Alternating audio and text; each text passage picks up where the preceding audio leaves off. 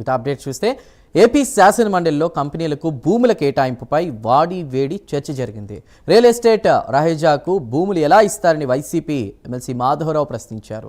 Raheja real estate company కాదన్నారు అచ్చెన్నాయుడు. రహేజా బిల్డింగ్స్లో అనేక కంపెనీలు కూడా వస్తున్నాయని అన్నారు. క్రెడిబిలిటీ ఉన్నటువంటి కంపెనీలకే భూములు ఇచ్చామన్నారు లోకేష్. ఎంఓయూలు చేసుకున్నాకే కంపెనీలకు భూములు ఇచ్చామని అన్నారు. ఇక ఉషా కంపెనీకి మేము భూములు ఇచ్చినట్లు వైసీపీ నిరూపించాలన్నారు లోకేష్.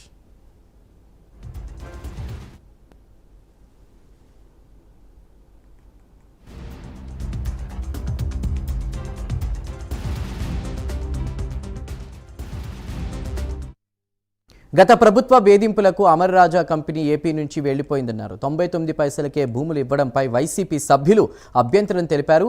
ఆ పార్టీ సభ్యులు ప్రభుత్వ తీరును ప్రశ్నించారు. పొరుగు రాష్ట్రాల్లో భూములు వేలం వేసి కోట్ల ఆదాయం పొందుతున్నారని బొత్స అన్నారు. ఏపీలో భూములను 99 పైసలకే ఇస్తున్నారని బొత్స తెలిపారు. ఇక భూముల విషయంలో ప్రభుత్వ తీరును నిరసిస్తూ వైసీపీ వాకౌట్ చేసింది.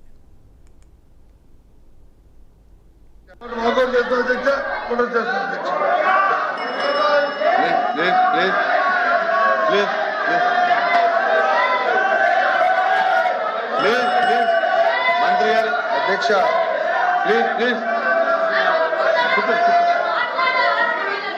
శ్రీకాంత్ కూర్చోండి. శ్రీకాంత్ కూర్చోండి. అధ్యక్ష అమ్మా కూర్చోమ్మా. అధ్యక్ష నేను ఇప్పుడు 5 కంపెనీలకి మేము ఒక్క నిమిషం 5 కంపెనీలకి మేము భూములు కేటాయిస్తాం జరిగింది 99 పైసల్లో. దాంట్లో TCS, Cognizant, ANSR, Raheja Corp, అదేవిధంగా మదర్సన్ ఇంటర్నేషనల్కి మేము భూములు కేటాయించాం అధ్యక్ష. ఇప్పుడు ఉర్సా అన్నారు, ఛాలెంజ్ చేశాను, మాట్లాడలేకపోయారు. ఇంకొకరికి ఎవరికో ఇచ్చామన్నారు, అసలు కేటాయింపే జరగలేదు, వాకౌట్ చేస్తారు. ఏంటి అధ్యక్ష ఇది? వాస్తవ సత్య దూరం మాటలు మాడితే ఇట్లనే ఉంటుంది అధ్యక్ష. ఇప్పుడు ఎంత క్లారిటీగా మీరు అడిగిన క్వశ్చన్కి ఎంత క్లారిటీగా చెప్పారు. రహేజా అనేది ఒక రియల్ ఎస్టేట్ వ్యవస్థ కాదు. రహేజా వాళ్ళు బిల్డింగ్లు కట్టిన తర్వాత ఆ బిల్డింగ్లో కూడా చాలా పరిశ్రమలు వచ్చాయి. ఆ పరిశ్రమల ద్వారా లక్షలాది మందికి ఉద్యోగాలు వచ్చాయని స్పష్టంగా చెప్పారు. ప్రూవ్ అయింది హైదరాబాద్. అదే పద్ధతిలో విశాఖపట్నం కూడా చేస్తున్నారని చెప్తే మళ్ళీ దొంగ తిరుగుడుగా రియల్ ఎస్టేట్కి ఇస్తున్నామని మంత్రి గారు చెప్పారు, ఒప్పుకుంటున్నారు. ఆ రకంగా మాట్లాడడం విధానం కాదు. ఏదైనా కొత్తగా అడగండి. మీరు మంత్రి గారు చెప్పారు 5 కంపెనీలు కానీ, లేదు 6వ కంపెనీకి ఇచ్చారు, ఈ కంపెనీకి ఇచ్చి మీరు చెప్పడం లేదు 99 పైసలని. అలాంటివి అడిగితే చెప్పడానికి సిద్ధంగా ఉన్నాం. కానీ సంబంధం లేని క్వశ్చన్స్ చేసి సమయం మీరు ఎంతమందిగానే ఇవ్వచ్చు. 10 గంటలు 1 గంట సేపు అయిన తర్వాత లిమిటెడ్ ఆన్సర్ అని చెప్పకుండా అన్ని క్వశ్చన్స్ వచ్చినట్టుగా చేయమని మా విజ్ఞప్తి. మంత్రి గారు సూట్ గా మీ డౌట్ ఏమైనా ఉంటే క్లారిటీ కావాలంటే అడగండి. ఆన్సర్లో 4 ఆన్సర్ సార్. 4 సార్ మీరు చూడండి. జిఓఎంఎస్ నెంబర్ 56 ప్రకారం విశాఖపట్నంలో Raheja Corp real estate private limited, bill number 3 మధురవాడలో 27.1 ఎకరా 99 పైసలకి ఎలా ఇస్తారు అని అడుగుతున్నా సార్. రియల్ ఎస్టేట్ సంస్థకి వాళ్ళు అడిగింది మేము అదే. కానీ ఈ 99 పైసలు పెట్టుకొని మీరు ఉద్యోగాల పేరుతోటి డేటా సెంటర్ వచ్చింది. ఇప్పుడు మీరే చెప్పారు బెంగళూరులో వచ్చింది, హైదరాబాద్లో వచ్చింది. మీరు మాట్లాడితే నేను మాట్లాడాల్సి వచ్చింది. మీరు ఏదైతే చెప్పారో డేటా సెంటర్ తీసుకొచ్చారు, మేము తీసుకొచ్చి మీరు కంటిన్యూ చేశారు. మేము అప్రిషియేట్ చేస్తున్నాం మిమ్మల్ని కూడా, కాదనట్లేదు. కానీ అధ్యక్ష గూగుల్ ఆల్ఫాబెట్ కంపెనీ అధ్యక్ష 24 లక్షల స్క్వేర్ ఫీట్ ఆఫీస్ స్పేస్ రెంట్కి తీసుకొని 22,000 సీటింగ్ కెపాసిటీ తోటి అధ్యక్ష వారం క్రితమే అధ్యక్ష కర్ణాటకలో కంపెనీ పెట్టుకుంది. అదే విధంగా మనం ఎందుకు మూవ్ అవ్వలేదని అడుగుతున్నా అధ్యక్ష. మనమేమో భూములు ఇస్తున్నాం 99 పైసలకి, కానీ భూములు లేకుండానే ఉద్యోగాలు తెచ్చుకుని పక్క రాష్ట్రాలు ఆయన చెప్పారు తెలంగాణ, కర్ణాటక ఐటీ కంపెనీలు ఇతర పరిశ్రమలకు జరుగుతున్న భూ కేటాయింపులు, ముఖ్యంగా విశాఖపట్నంలో జరుగుతున్న భూ కేటాయింపులు అయితే మాత్రం చాలా విమర్శలకు దారి తీస్తుంది అధ్యక్ష.